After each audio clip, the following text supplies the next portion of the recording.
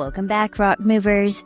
This is season 6, and it is all about the boys. We've got some amazing guests, so if you're ready, let's start moving some rocks.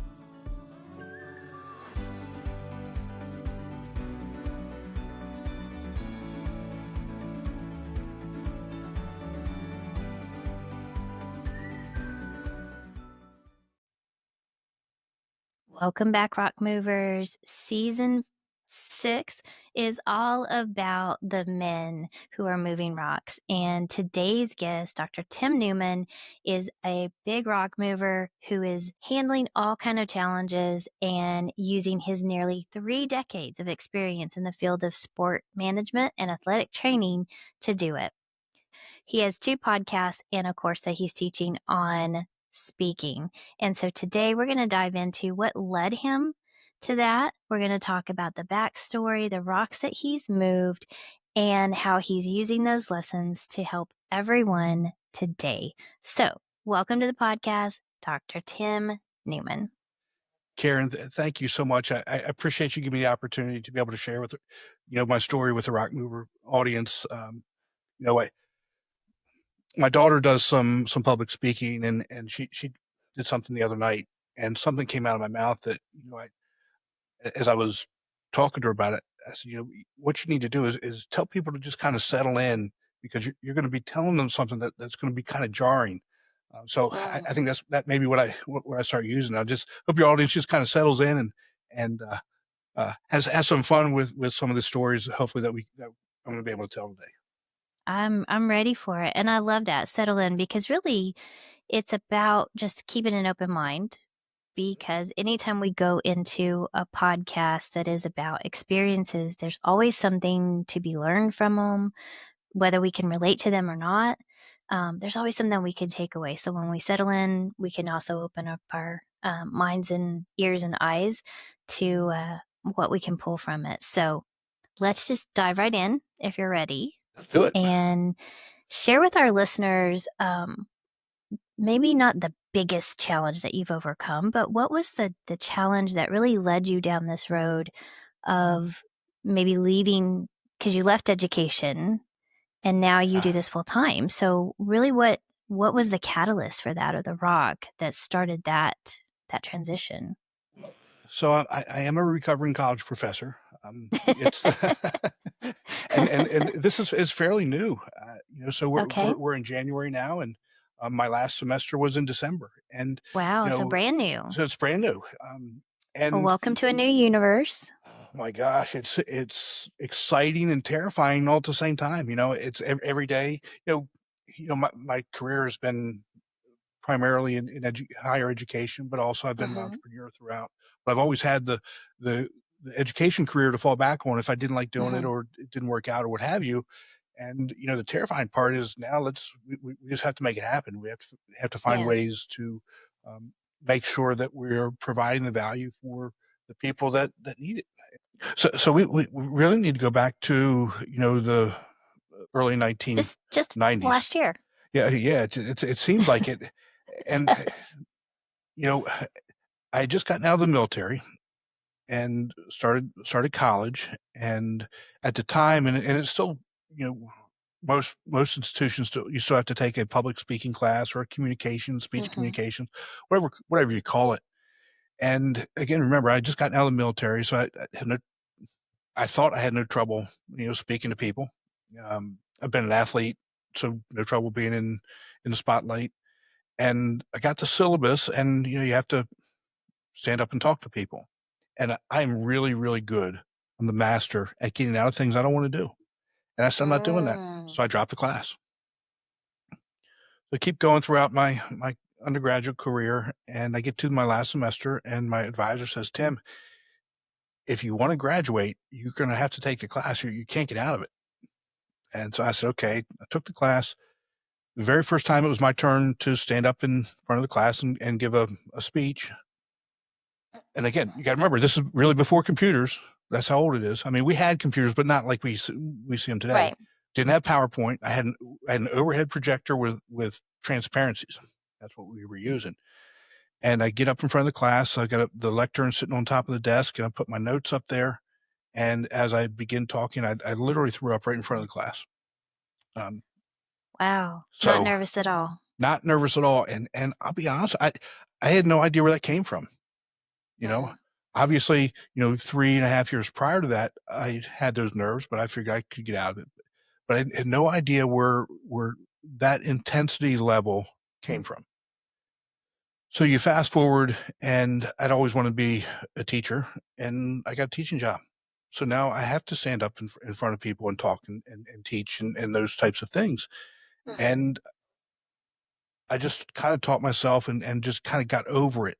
No real formal education from that perspective. And when I got into the higher education field, what I found was that there was a lot of students that felt the same way that I did. And what I also found was I would just tell them, stop saying and stop the filler words. of course. Yeah, just stop it. Just stop it. It's Just easy. and it didn't hit me for a couple years. That's not helpful. That's not helpful at all. So then fast forward to COVID, and when everything shut down and we go completely online, it seemed to me at that point that the tools that young professionals had, they weren't using. There was no real growth in their communication skills at all. And then we come back on campus, and it's to me it really hit me in the face. We're not doing our kids any favors by not teaching these skills and giving them the tools that they need to get over whatever it is that's holding them back, to be able Mhm. to communicate and be successful. And so So, that's where would you say that that's the biggest obstacle that's stopping our youth from really stepping into successful leadership positions is when they have that underlying fear? or whether it's fear or not knowing how to communicate. I mean, you Mm, cannot have that fear of communication and still not be able to communicate, right? It and so if you can't, you could have the best idea to build the best widget, the best way to market it, the best way to sell it, but if you can't share that share that information with other mhm, people, nobody's ever going to hear it. Nobody's ever going to see it. right. And somebody who may have a lesser idea or not as good of an idea, um, they can share it, and they're the one that's going to be able to move forward. So we Right. we we really have to find ways um, to to get these young people to increase or want to increase their communication skills. I'm so sorry. I have no idea what that is. I Is it a clock? it could be unbelievable. Well, it's Karen, I am 1:44, so so it's sorry. not the top of the hour. That's okay, we can cut that out. It's all good. Oh my God. I apologize. No worries. Okay, So so pick it back up. We need to get them to be able to communicate. and So and they have to want to learn. They have to want to be able to be better communicators. right, They have absolutely. they have to see that okay, the way that they do it or the way that they are attempting to do it doesn't actually work. Mhm. And it's not just our youth. I don't wanna just No, it's pigeonhole. I not. mean, it's been really easy, to kinda get out of the habit of communication, great communication, when everything has gone to such a virtual scenario where you can hide behind the computer, you can hide behind in your little home office, and so everyone has kinda gotten out of the practice of great communication. Yeah, absolutely. And the other piece to that is, a lot of people think, we talk about public speaking, it's being up on a stage. And what I'm really talking about is anytime that you're speaking in public. I mean, even going outside your house, it could be going to the grocery store, a Mhm, restaurant, a team meeting, a networking event, a job interview, anytime that you have to communicate with other people. And uh, there's there's the dynamic there and the ability to look somebody in the eye, share an idea, listen to what the other person's saying, and then actually have that conversation or back and forth, you mhm. know, with that. So, what would you say are maybe couple things, 2 or 3, skills or, um, things that people need to learn to be able to communicate at that level where it is successful, where it is productive, regardless of age or background or education? What makes us great communicators?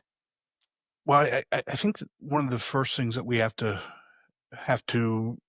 get over is that when you're in a conversation with somebody or communicating with somebody, they're not judging you.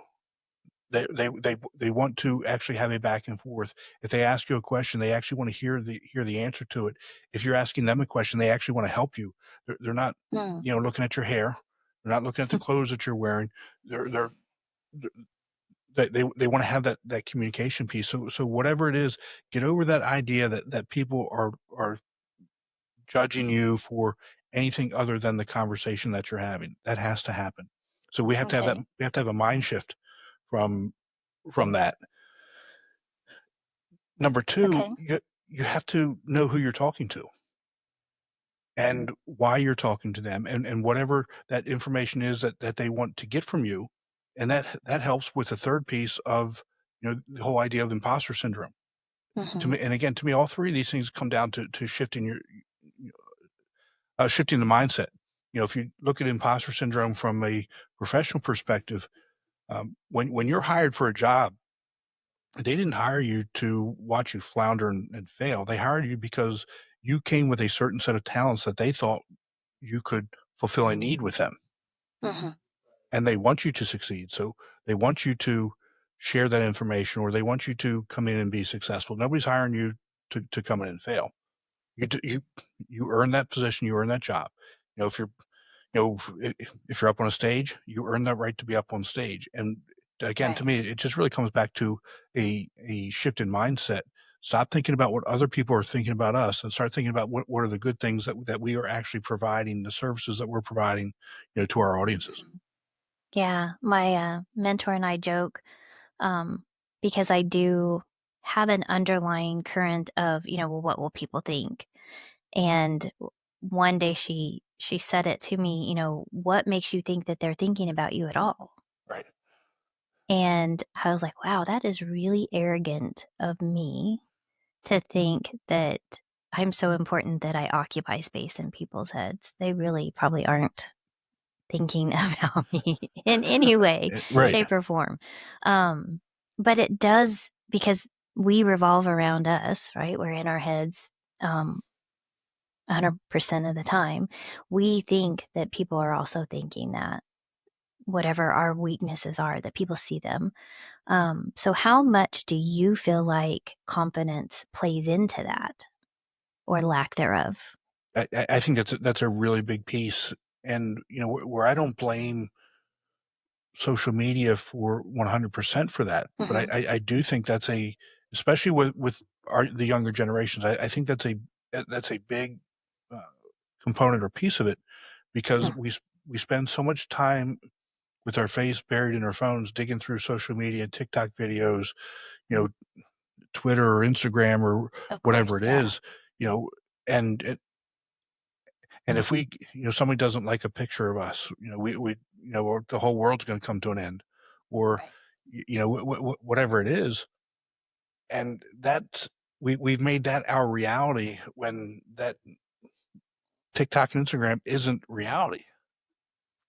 But when we were I'm gonna throw myself in on this because I grew up in the '80s. When we were growing up, we didn't have TikTok or MySpace or Facebook or anything, Right. and we still had those fears. So it's not necessarily just social media, but I do agree, social media exacerbates it and definitely magnifies it. But what do you feel like are the greatest challenges that we face that you address in your course, maybe things that you talk about, um, to confidently speak, to confidently have those communications, whether that be just leading a small group or leading a team meeting or speaking on a stage or a workshop or whatever it is that we get to do. Because a lot of people that listen to this show are coaches and entrepreneurs, and they're on social media and they're doing all the things trying to convey their thought leadership. So, what are some things that you see can overcome that? And Karen, that's a great question. You know, I'm a systems person. Okay. I find a system that works, and that's what I do. And then that becomes the way that I do things until there's another system that comes and replaces that. And I Mhm. think part of the problem is we don't actually teach people how to communicate or what the process is or why it's important. And so, what the formula for public speaking does is it's an actual formula. Step one is knowing who the audience is. You need to find out who that audience is and find out everything that you possibly can about that audience. You know, who they are, why they're Mhm. there. Are they forced to be there, or did they volunteer to be there? Are they there on their own? All the things that come to why they've come to you for you to share information with them. And how does that help you prepare? Because then all the knowledge that you have, because it's when you're sharing information, it's your knowledge. Mhm. Okay, if you know your knowledge and you can then craft it to how that audience to craft the information that the audience wants to actually get from you. Mhm. Think about it like So this. it empowers you to speak directly to someone Someone, correct. in the audience. Right. And I think that's probably what I've found to be most helpful for me when I'm speaking or communicating to large groups is I stop looking at the group and I just envision, picture, or talk directly to, or I act as if I'm talking directly to a person in the Person. audience. Now, Mhm. those people get to decide if that person's them or not. But in my mind, I'm having a conversation with one person. Right. And that takes some of the fear away. It also allows me to be laser focused on one message because now I'm not Exactly. trying to shoot buckshot. Now I'm like laser focused in. I can sniper my conversation. Exactly. And I kind of liken it to, again, I come from the sport background. You know, when a team goes into a game, there's a game plan. Hmm. They've researched their opponent. They know what the weaknesses are. They know what the strengths are. And then they craft a plan to use their strengths against the opponent's weaknesses, right? And Yeah. that's where this really kind of comes from. Know who your audience is. Hmm. Then you craft your content around what it is that they want to know or need to know, or you you, you think that that's important for them based on that research. Right. Those are the first two steps, and then it comes all. The next step is, what are the expectations? What is it Okay. that the audience expects from you? What do you expect from the audience? And now you're taking the overall message and starting to refine it and starting to think about the story or the path that you're going to tell that story in the Hmm. presentation. And So then now you're you have going an to it gives you an end goal, right? A direction correct. for okay. Makes sense. And then last comes the script, and the script is covers everything from the visuals, the overall story plan, start to Hmm. finish, um, the terminologies that you're going to use, I'm not big on stagecraft because I think we really need to learn how to lean into into who we are and how we actually communicate. So when you say the story, you're not saying like memorize No. a 30-minute speech. You're saying know what you're going to say and have a plan and a premise, like a almost like an Yeah, outline, right? Not yeah. specifically word for word memorization. So like maybe a beginner Hmm. who is really all tied up in knots. Maybe we do start with a full script and we Okay. go through the script. Now, I would never suggest that somebody goes out on stage or tries to memorize that script because as soon as something Hmm. happens, you're going to get off track. Um, Yeah. but maybe that's a place, depending on who you are as an individual, that's where we start. And then as you get more comfortable doing these types of things, then you go to bulleted list or Hmm. general ideas um, within a story path, from start to finish. Yeah. Uh, So how do you, as a speaker, because I think any speaker wants to refine and get better. Mhm. Um, what do you see as the best way? Is it just purely repetition, repetition, repetition, or is there something else?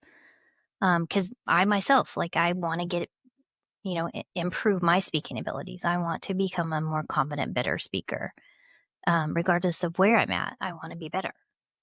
But I think I think that is something that is really individualized. You know, what is it specifically that you want to get better at?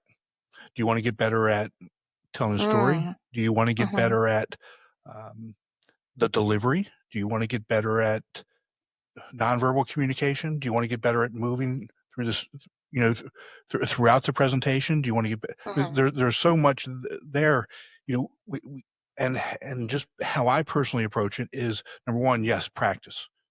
Yeah, The only way to get better at anything is to practice and to do it and to do it and to do it. And, and that is actually part of the script as well.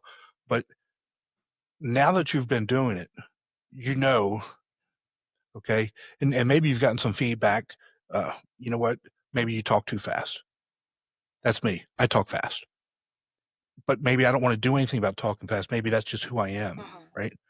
But maybe I want to get better at making eye contact or yeah. um, For what? me, I think I'm animating, like being animated in my head, and I look at it, or the feedback has been, we need more emotions. We need Yes, more.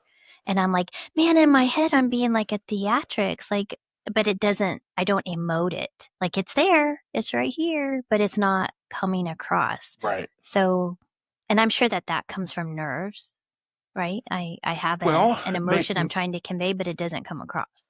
maybe it does, maybe it doesn't. So Mm. like, and I get some of the same feedback that you do, and I've been accused of having resting bitch face.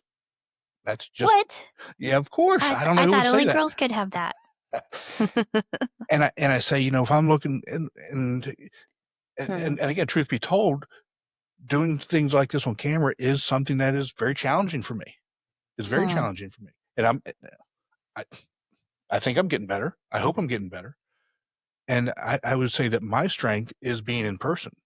If if if if I'm talking to you in person, I, Yeah. I think that I'm much better at doing it in person than this. But we can't in today's day and age. We can't get away from this. This is Yeah. a, and so we have to get better at getting rid of the resting bitch face. We have to get better at maybe accentuating that smile or Hmm. the hand movements or whatever it Or is. not too many hand movements, Right. So controlling them. Some people get really wild. so when you say you think that your expression you're Hmm. giving the facial expressions and other people aren't getting them, maybe that's something where we just need to accentuate it. Yeah. Maybe take it up from, if we think we're at a 9, maybe take it to a 12 and then see how that looks and practice. Hmm. I mean, because here's the beauty of this. Even what we're doing now, you can do this and have your camera on and practice giving a presentation and see it and then go back and watch it. And then Right. you can see at given points throughout the presentation, at the end of paragraph 2, I thought that I was really smiling or really excited, but it didn't show. Yeah. And at the beginning of paragraph 4, I wanted to have a low tone, but I was talking a bit louder. And so that's where the real practice comes in, knowing the presentation and then Hmm. practicing those different types of things as we get better. But when you're young or when you're first starting out or when your stomach is really tied up in knots, the first step is just trying to get comfortable doing it. And then we can Yeah. start working on some of the more complex uh, types of things. I love it. So, for someone that's listening to this and they want to speak with you, what is the best way to get started to learn about your courses, to check out a course, to I know we mentioned your podcast, but let's just share the kind of the avenue ways that they can connect with you. So the best way to reach me is through the website at timnewmanspeaks.com. Okay. And you can sign up. There's a bunch of free resources there. Sign up for that. The course is there as well. You could also sign up to just have a 30-minute conversation with me. That's I do that a lot, because then we can Okay. really kind of tailor something individualized to you. So, Okay. there's low risk options to, Yeah. getting free resources Hmm. to the course to, working one-on-one with me. Now, do you offer, like if someone were to send you a speech of theirs, do you offer critique and um, like feedback sessions? Yeah, yes, absolutely. We can do that, but again, that's more the individualized stuff, and Okay. that would come from scheduling that time with me, to sit down and go through those Hmm. types of things. Absolutely. I could see how that would be really helpful to have, maybe that's the way that they get started, or just a way that they can learn how you teach and how you instruct and correct, is by sharing something that they've done to get that feedback. So I could see how that would be a Absolutely. really Yeah. great resource. Well, thank you. So any final words before we begin to wrap up our interview? 30 minutes has gone by pretty quick. We're almost there already. Well, Karen, I think the first thing that people need to do is make the decision to change the mindset. Mhm. Understand that, you know, public speaking is not easy. Not everybody, but most people have this fear. Most people have that the gut wrenching, feelings. Absolutely. Yeah, and they're It's not alone okay. for sure. They're definitely not alone. It's okay. Come talk to me, and we can help get over those things, and we can help you, share your voice, share your message. I love it. Well, thanks for what you're doing. I know it's a critical skill that we all need to have, communicating, speaking. Um, I work with young pageant girls on speaking and write speeches, and so I I see this all the time with my young girls, and how it being able to speak, articulate, stand up there and own a thought, and then not be attached to the end results or other people's opinions about that has literally changed their lives. I can see that in because I've been doing it for 16 years now. So um, I've just seen how it's changed lives, and that is a skill that's just so needed. So thank you for what you're doing, and we will make sure that everybody has the resources to get connected to you, to follow up on your course and this information, and check out your podcast. And we will just wrap it up with the message that we always say: rocks are going to come your way. Life is going to happen. You just need to know you don't have to go through it alone. You have rock moving people out there like Dr. Tim Newman to help you along the way. So have a fantastic week, Rock Movers. We'll see you on the next episode of the Rock Movers. Wow, wasn't today's guest amazing? I hope that you enjoyed them as much as I did, and I hope that you got something super valuable. And I also want to know, what are you getting from this? What would you like to see? What are future episodes? Who do we need to be talking to? Who has some amazing rocks that they want to share? And that's by sharing, commenting, and subscribing to the Rock Movers, and then following me over on social media. We want to stay connected. We want to be a part of your world, and I want to invite you to be a part of mine. If you'd like to book a call, go a little bit deeper into some of these topics, you can find a link to book that call on CoachKarenGray.com. You're always invited to join me there, and I can't wait to dive into deeper conversations with you. That's my way of giving back and saying thank you for being a part of our rock moving community. Until the next episode, or until we jump on the call, have a great day and keep moving those rocks.